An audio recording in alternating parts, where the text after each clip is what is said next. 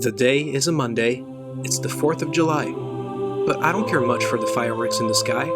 Because of them, my babies can't get any shut-eye. Irritated, I head to Deuce's, looking to stack these chips real high. Welcome back to another episode, everyone. For today's vlog, we're going to be playing a short-handed cash game session. Sit back, relax, and I hope you enjoy. Let's go. First hand of the vlog, but not the first hand of the night. I already lost about 50 bucks from the 400 I bought in for. When I pick up ace-queen offsuit in the small blind, the cutoff limps, the button raises to 7, I 3-bet to 25, and now, the big blind, min 4 bets to 50 bucks. I'm going to take a quick minute to introduce you to the player in the big blind because he's involved in almost every hand in this video. For privacy reasons, I'll call him Chip, and he is a friend of the vlog. I played with him a couple of times at Deuce's, and I know he can be a bit of a loose cannon. He's also a super nice guy who tips the dealers generously and will often toss chips to other players so that they can put a single, double, and on some occasions, even a triple straddle. Okay, so Chip min 4 bets to 50, action comes back to the button, who 5 bets all in for 102. Okay, kind of a weird spot for me. There's a lot of dynamics at play here. The button is a relatively tight player, so I don't expect them to be shoving a weak hand, but they know Chip can have any 2 cards, so when they go all in, it looks to me like they're trying to isolate and go heads up to a showdown. I look over and see that Chip has another 75 bucks behind. I'll be honest, I'm not really sure what to do, but I've got ace-queen against someone whose range is any 2 cards, and another player who I'm most likely flipping against. I shrug and put the rest of my stack in. Chip says, "You're definitely ahead," before making the call. So here we go, first significant hand of the night. We're in a 3-way all-in. Let's go to a run out. The flop comes 6-8-8 with 2 clubs. The turn is a jack, and the river is another 6. The button flips over pocket 7s. Looks like they're going to take down the main pot as Chip does not show or announce a better hand. There's still a side pot between us though, and he shows ace deuce. Wow.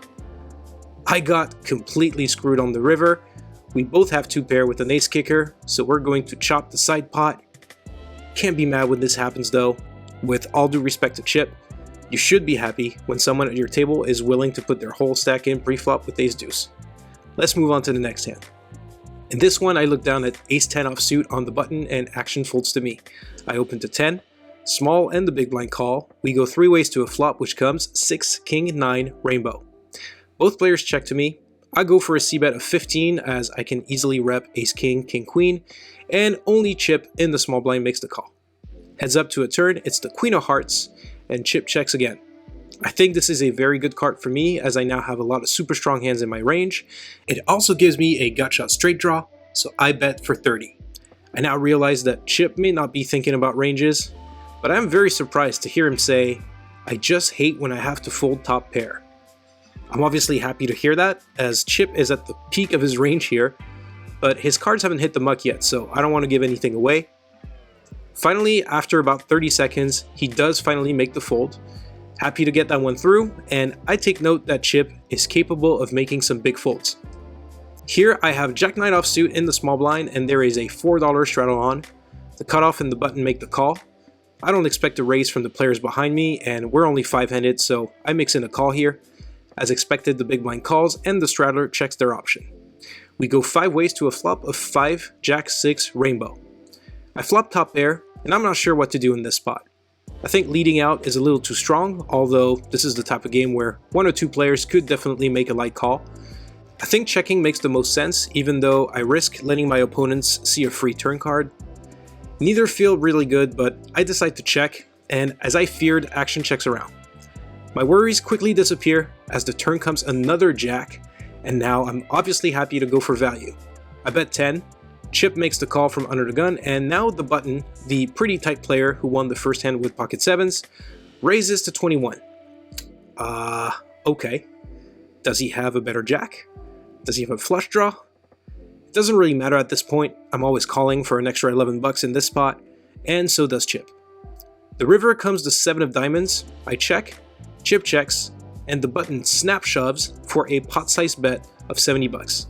Based on what I know from this player, this is never a bluff, The flush and even a couple of straight draws got there, so I really don't beat much anymore except for Jack 8, Jack 4, Jack 3, Jack Deuce.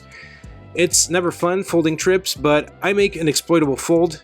Action is on Chip, and I am once again surprised to hear him say, "You probably folded a similar hand, I have a Jack," and then throw his cards into the mug.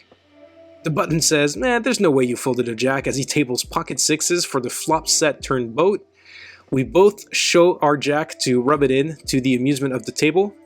But yeah, Chip is proving to be more unpredictable than I thought, as I've seen him both get it in pre-flop with ace deuce and make some pretty disciplined laydowns. This next hand is every poker player's dream. There's a loose player at your table who's happy to gamble it up, and you look down at pocket aces.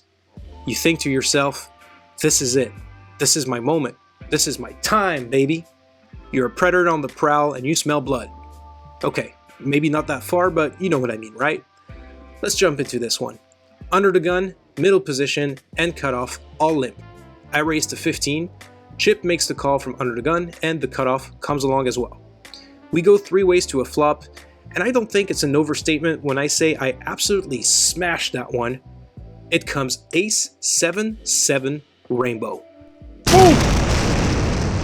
I flop a boat.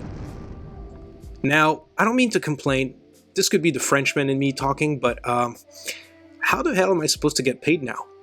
I have such a lock on this board that my only option to getting any sort of value from my hand is for my opponents to catch up. For that reason, I check. I'm disappointed, but not surprised to see the action check around. The turn comes a king, opening up some second pair and flush draw possibilities. I have to try and get some value, but I also want to keep these hands in, so I go for about half pot and I bet 25. Chip finds a call, which is fantastic news, and the cutoff makes the fold. I'm going to the river with the virtual nuts against the table Maniac. I'm in poker heaven right now. The river is beautiful, it's another king, and if Chip has a king, I'm going to take all of his chips. I ask him how much he's got behind. The answer? $6 freaking dollars. Are you kidding me? I put Chip all in for his remaining $6, to which he responds, "If you've got a king, I'm going to lose it," as he makes the call. I say I don't have a king. I flip over my hand, and you know what Chip had? Any 2-card chip? A freaking 7. Everything came together for me to stack the loosest player at the table, but he only had $46 to start the hand. This is like a different kind of run bat. I won the hand, but somehow it still feels like losing. I obviously can't complain about winning a pot, but I think a lot of players can relate to that feeling.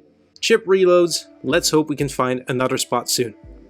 The spot comes when I pick up King Jack suited in the big blind and the $5 straddle is on. Chip lips for middle position, I raise to 20, and Chip is the only player to make the call. We go heads up to a flop of Jack 10-4 with 2 clubs. This is a pretty dynamic flop on which I should be able to extract some value right away. I c-bet for 20 and Chip calls. The turn is a Jack of clubs, and I really hate this, but I check here. This card does complete the flush, to which I now lose, but there's still a ton of hands in Chip's range I beat, so I would have liked to see another bet from me. Anyway, I check the Chip, who bets pretty big, $65, almost a full pot bet. I am never folding a hand this strong, especially not to Chip, so I make the call with the intention of bluff catching on the river. My plan is to basically check and snap call any bet from Chip. The river is the ace of diamonds, which now brings in the straight. I follow along with my plan and check. Want to hear the most annoying sound in the world? I'm all in. All in. I was prepared to snap call any bet, but this shove from Chip kind of throws me off, and now I'm not so sure. I'm replaying the previous hands in my head. On the first hand, Chip put his entire stack pre-flop with ace deuce. That's a vote for calling. But he also folded top pair and trips, so when he shoves, I have to be a little bit worried here. I wish I would have snap called like I initially planned, even if it ended up being the wrong decision, because at this point, I'm overthinking this and I just don't know what to do. This feeling, familiar to many poker players, takes over, where I'm thinking, if I call, he's going to show me the winner. If I fold, he's going to show me a bluff. I really struggled with this decision, and ultimately ended up making a very reluctant fold. Chip ended up showing his hand, but before that... What's up guys, it's Mark here. I hope you're enjoying this video. If you are, and you want to support me and help me grow the channel, please don't forget to hit that like button. I really appreciate it. If you want to see more of my videos, please consider subscribing to the channel. I will reveal what Chip had in this hand at the very end of the video, so make sure you check that out. Thanks again for watching, and let's get back into it. It wouldn't be a home game at Deuce's without a handful of mixed games bomb pots. For these next few hands, we're going to be playing 5-card double board PLO, also known as 5-2-2. Just in case, here's a little refresher. We all get dealt 5 cards. 2 boards are going to be dealt, and we have to make the best hand possible on each board using 2 cards in our hand. So if there's 4 clubs on the board and you have 1 club in your hand, that is not a flush. That's the main difference with Hold'em. The pot is often split between the winners of each board, but it is possible to scoop the entire pot if you have the best hand on both. Let's get into it. In this one, 4 players including myself see a flop of Queen 9-7 rainbow on top and 8-5-3 with 2 diamonds on bottom. It is quite the interesting board for me as I'm holding Ace Jack 8-8-6 with Ace 8 of diamonds. That means I flopped top set on bottom with a redraw to the nut flush, and I have a ton of outs to make a straight on top. For that reason, when the small blind checks to me, I bet 15, which the button and the small blind call. 3 ways to the turn, which comes a 7 of clubs on top and a 3 of clubs on bottom. I improved to top boat on bottom, which is great. However, the top card is pretty bad for me as there's now a pair and a flush draw on the board, meaning if I make my straight on the river, it will most likely not be good.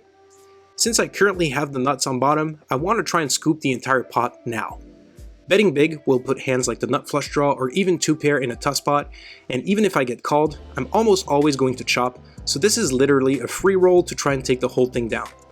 I bet 65 bucks and both players fold. Here we go 5 ways to a flop of 6 Ace 7 with 2 clubs on top and 3 7-10 rainbow on bottom. I am holding King 10-10 9-6, so I'm in a very similar spot to the hand before. I flop top set on bottom and I have some gut shot and backdoor straight draws on top. Once again, that straight may not be good by the river on a flop containing a flush draw. I'm a little bit unsure how much to bet here. Should I bet around pot to start putting pressure on flush draws on top and protect my set against straight draws on bottom? I think that's the best option, but it's less common for people to fold on the flop in PLO and even less in double board PLO. I will almost always get at least 1 or 2 callers who could have a made hand or the nut flush draw on top, but still turn a better hand than mine on bottom, like a straight or sometimes a bigger set. I don't feel like bloating up the pot, so I end up betting 10 bucks, which surprisingly only the button calls. We go heads up to the turn, which comes a king on top and a 5 of diamonds on bottom. I end up making 2 pair on top, kings and 6s, and my set on bottom is still relatively safe. The 5 does give 4-6 a straight, but I have a 6 in my hand and there's 1 on top, so it's unlikely one of my opponents has a straight here. It also opens up a flush draw, which I want to protect against. I want to try and go for the scoop here, so I bet 35, and the button folds. I got one more hand to show you, and another mixed game to introduce. In this one, we're playing Drawmaha 49. It's one of my favorites, and here's how it's played. Everyone gets 5 cards, and the goal of the game is to have the best PLO hand on the board and the highest count in your hand. You basically add up the ranks of your cards, with face cards being worth 0 and aces being worth 1. The game is called 49 because that's the highest possible score you can get by having 4 10s and 1 9 in your hand. It is a drawing game, so you have the option of drawing up to 3 cards before the turn. The pot is often split between the best Omaha and the best 49 hand, but on occasion, one player will have both and scoop the entire pot. Let's go! 4 players see a flop of Deuce 10-7 with 2 hearts, and I'm under the gun with 9-8-7-7-7, so I flop a set of 7s as well as an open ender on the board, and I have 3 times 7 plus 8 plus 9, that's a count of 38 in my hand, which is a pretty strong 49 hand. The small blind checks and the big blind bets 10 bucks. I have a strong 49 hand, I have middle set and a redraw to the nut straight on the board. I want to get value from my hand but also charge hard draws. For that reason, I raise to 30. The button 3 bets to $42 all in. The big blind calls and I make the call as well. Now comes draw time, and I'm surprised to see both the big blind and the button draw just 1 card. It's a little bit worrying as that means they both have a decent 49 count they're looking to improve. The turn is a 4 of clubs, which is a nice break for my hand. The big blind checks, I bet 50, and they make the call.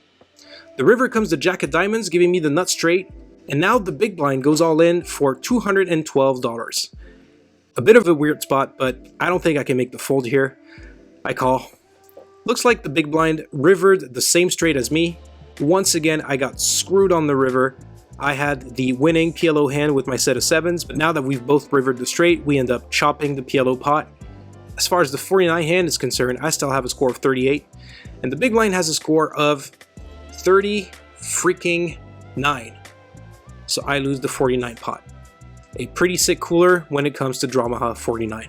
This is going to conclude this episode. I bought in for 400, ended up cashing for 215.